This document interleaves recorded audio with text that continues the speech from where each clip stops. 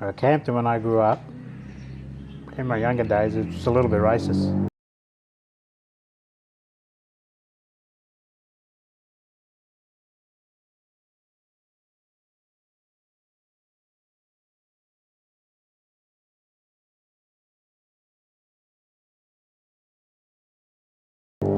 But it was a safe place, it was a friendly place, and everybody talked to one another. When I got into my adult life though, and I had some kids myself, I found that everybody, the communicator, like I didn't know my neighbours next door, there was never conversation. Everyone was wrapped up in work and trying to get ahead, and there was no community spirit until I come back up here, and it was like going back to my old days. The neighbours would talk to you, everyone would just out in the street, they'd even talk to you. It wasn't happening in Rocky. I blame them leaders of they took the mothers and took them out of their mother. What they did, what my mother did was brought me up and all that. They put them in the working environment, which changed everything, I believe. And then people just had to work to survive, and no one hardly talked to each other, and and the kids were when I grew up, kids used to just play together, and you could play out in the street and that, and it just didn't happen when.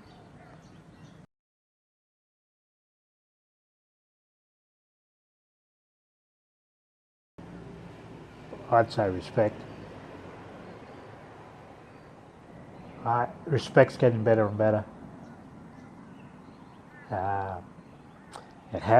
We had respect in the early days, then I lost it, and we still lost it, but we're getting it back, especially the young people.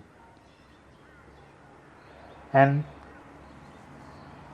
respect starts with yourself, looking after yourself, taking care of yourself, and then it'll snowball from that, and you give it to other people.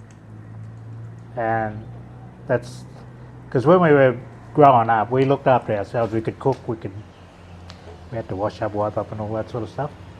Kids don't do that no more, and they lose that respect, that self-respect for themselves, because everything's getting done for them. And working in the work that I done with the police, it's like we'll change that. We'll change their respect of each other and build it. That's what I found anyhow.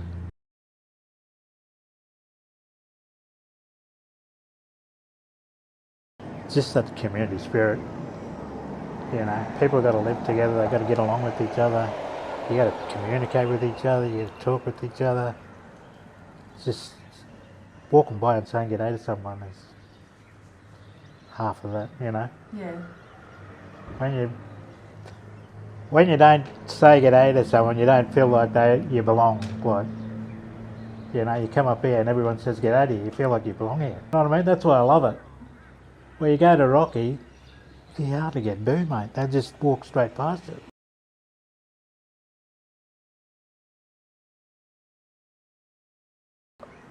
Well, that was part of it. Like, I grew up in a family that we supported everyone. My relations are thousands wide, and we done everything with family. I suppose that's come from my culture, though.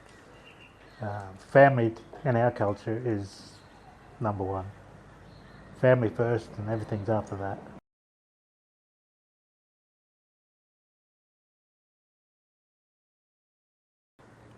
Well, I reckon it's the Blackbird in the South Sea Island history, and I've been trying to get it out there for a while. No one knows it. You ask them about it, Australians, they all thought we were in the First Nations people. We were put under the First Nations. I used to get ab study, and I wasn't Indigenous, because they put us under that banner. Now, I'd like to get the Australian South Sea Island story out there so everyone knows about Australian South Sea Islanders, has an understanding of them. Because when we have an understanding of different cultures, we'll be a better society, and not so much racist and all that. Yeah. And how many cultures in Rockhampton. There's heaps. People don't even know about it. And they're living right beside them. Yeah. You know?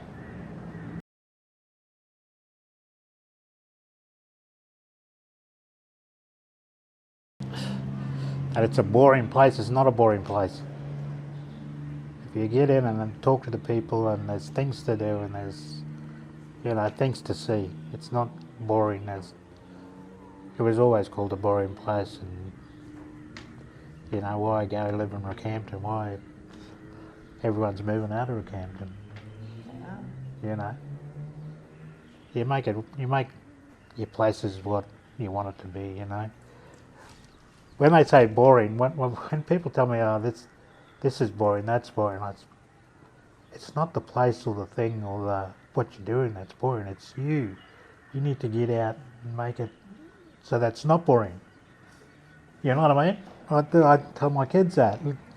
There's plenty to do. Go out and do something.